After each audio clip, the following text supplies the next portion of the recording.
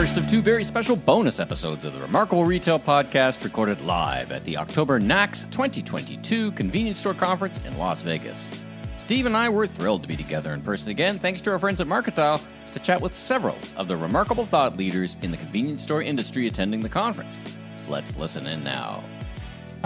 Lori, welcome to the Remarkable Retail Podcast. How are you doing this afternoon? I'm great. How can I not be great in the middle of all this excitement? What a show. What a show. It's our first time Steve and I were talking. We were walking around. Our heads were on like spinning 360. What a show you put on. You've already picked up on it. We tell people all the time, keep your head on a swivel when you walk through here because there is just so much to see. No kidding. So much going on. No kidding. Yeah, it's an amazing show. And about how many people attend a show like this? I was looking like 30,000.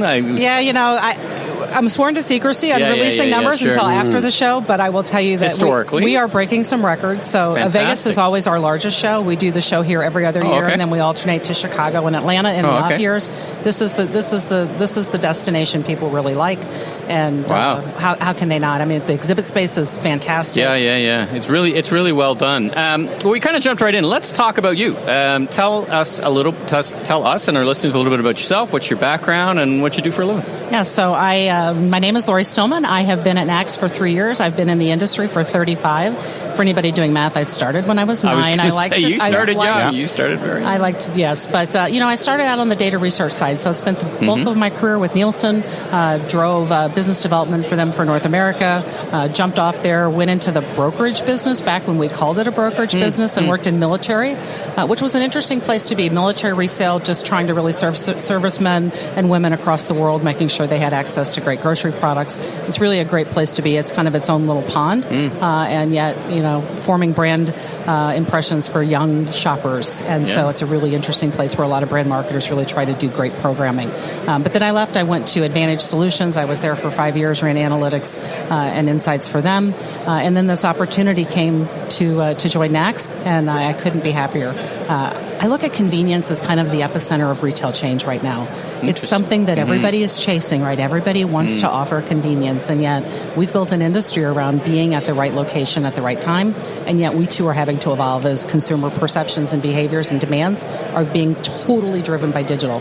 Yeah, nothing is left, no industry is left untouched by the changes, the transformations that are happening in industry. Absolutely. Right? I tell folks all the time, we like to think of convenience as a place, but really convenience has become an outcome of a great experience. And so for our industry, it's how do we evolve to make sure that our experiences are still the ones that they prefer. It's easy to have it come to you.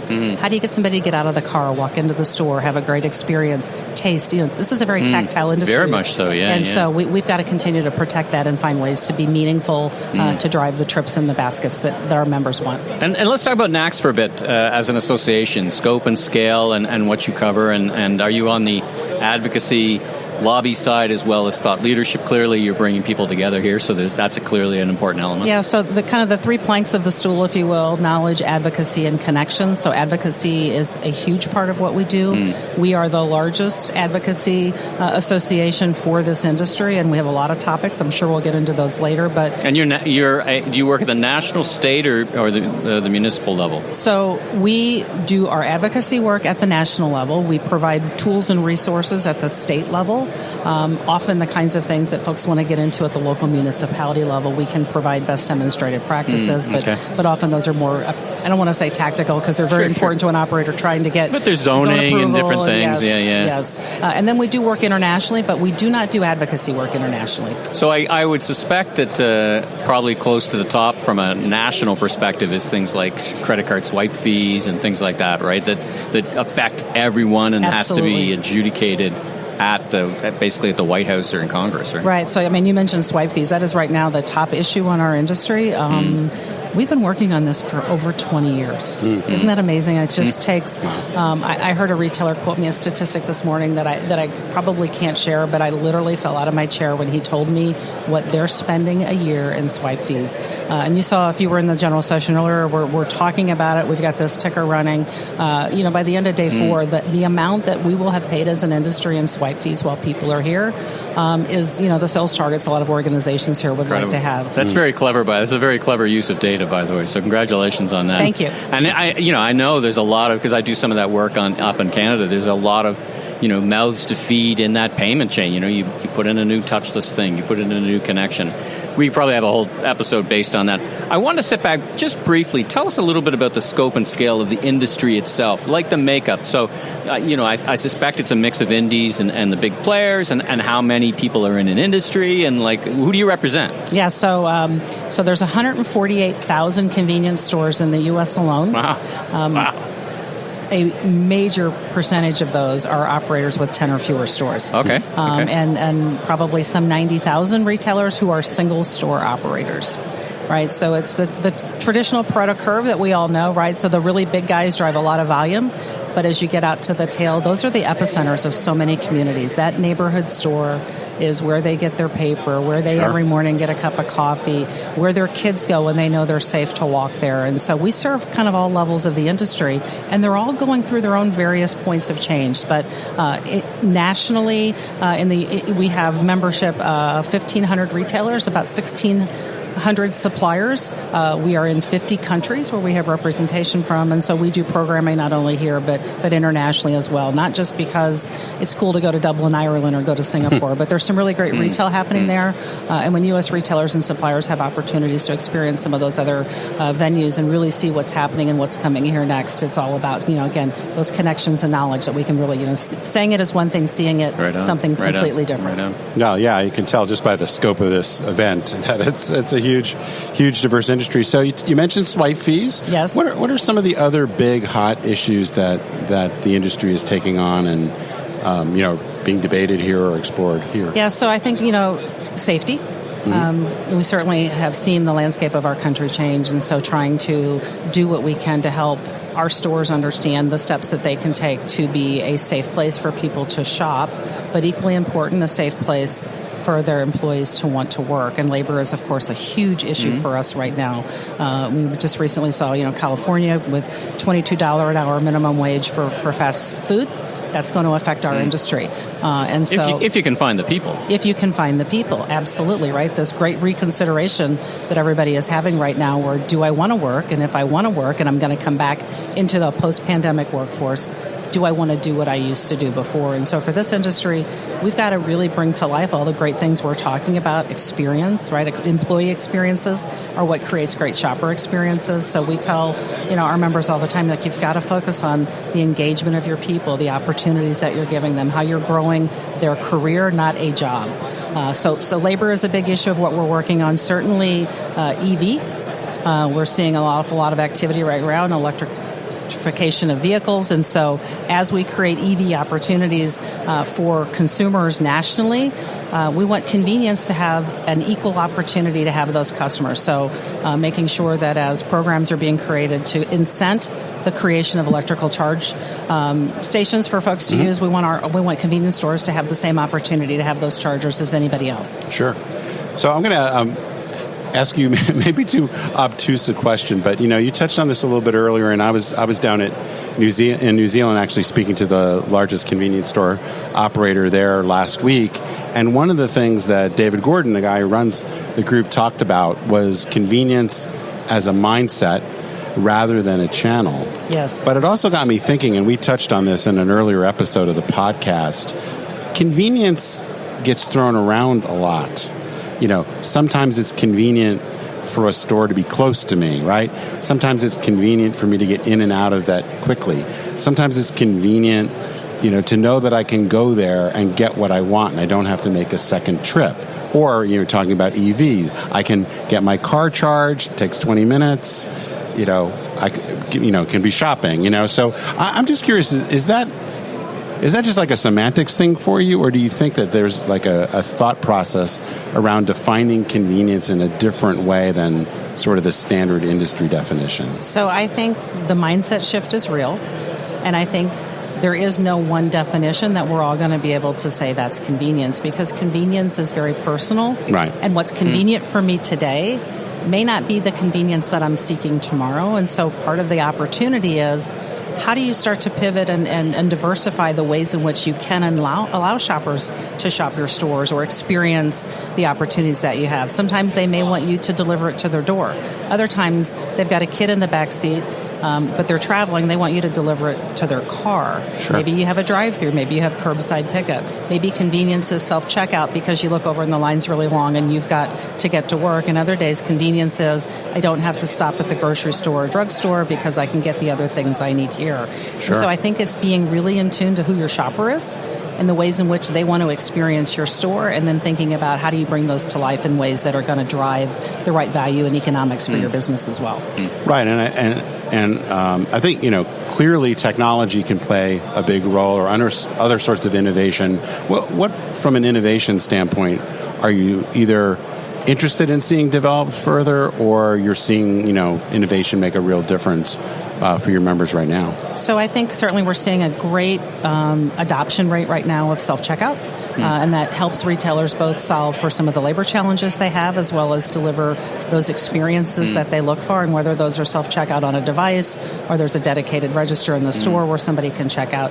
That innovation we're seeing retailers really accelerate, and of course the smart ones are really then kind of mining what are the experiences that people are gravitating to one type or another, and then being able to target those customers more appropriately. I guess what part of the challenge, certainly not limited to the convenience stores, is theft and loss prevention and self-checkout, right? So I guess that's a gnarly one for a place that designed to come in and out quickly is also designed to come in and out quickly. Absolutely, right? And so you're going to see some of the more interesting implementations of self-checkout where they're kind of in a center hub of the store, so there's still a cashier, because you don't want to just make it so autonomous that you never have an experience with the customer. I'm a big Marriott customer, right? So I've stayed at Marriott's for years, and so I can walk into a Marriott, use my mobile key to check in, go to my room, stay there for 3 days, come and go for meetings, walk out, and never once has somebody said, "Hey, Lori, thanks for coming back. We appreciate all the nights you've had," right? And I would just love for that engagement. And so I think I always think about that when I think about the convenience operation. There's times when you want to be interacted with. There's times when you don't. Right. But being able to build the kind of checkout kiosks that allow people to still be seen, and of course there's all kinds of amazing technology now when you can see somebody coming or going and whether or not they perhaps haven't rung out that candy bar. But I think that the value of experience will outweigh the theft concerns given the other technology that's in play. So that's one, I think that's real innovation as we see retailers changing that mindset as somebody has to check somebody out. Right. The other big piece of innovation that we're really excited about is just as digital, and we've seen this through the pandemic, as people become more and more in tune to shopping first on their devices or discovering what's new and different on their devices, how do we help this industry also have a presence there? Again, convenience stores used to be driven by having the right corner. But I tell people all the time, it's now about having the right asset online so that when somebody pulls out their phone and says, "Hey, Google, where's the nearest coffee shop?" you're not being sent to a coffee shop up the street when you have a great coffee offer in your store. And so we're working really hard right now with the industry to elevate that digital presence and manage that. Some might say that's not innovation, but sometimes the innovation of the mindset to say you can be different and you can connect with shoppers when they're not thinking about you, when they're not driving by your store. How do you get them in that zero moment of truth that Lafley used to call? Before they're even thinking about dinner, they're driving by your store and they see this amazing offer. That's great, but if you can catch them before they're driving by to say, "Hey, not only do we have an amazing offer, you can order it, we'll have it ready, and we'll hand it to you on your way through." Yeah. So I think it's teaching this industry how to leverage digital in ways that we haven't historically. What do you think is the barrier to innovation in many cases? Like one of the things that we end up talking about, and I know I talk about a lot, is sometimes there's this issue of awareness, right? That people just aren't doing the work, they're not paying attention to what's going on in other industries, or looking at data, whatever, and getting that awareness. Sometimes it's an acceptance issue, like, okay, I know the data, but I don't really believe it's that significant, or that's good for the other guys, doesn't apply to me. And then sometimes it's, I accept it, but I don't know how to take action. And I wonder in particular with an industry that's got so many independent and smaller operators, the cost of putting some of this innovation into place could be a huge barrier, right? So what's your sense of what the barriers to innovation are and how you might overcome them, or you're seeing people overcome them? So I think there are barriers in mindset. I think there are barriers in organizational culture. And then I think there are some financial realities. We saw this industry a couple of years ago have to go through and change out all of their gas pumps in order to be compliant with the EMV mandates, right? That was a lot of investment. $125,000 a gas pump for no incremental sale, right? And so that's innovation that I would not say is easy innovation to implement, because at the end of the day, you're putting a tremendous amount of cash outlay for very little return in investment. But there's other kinds of innovation that allow us to do the things that we want to do, like be more targeted with our shoppers.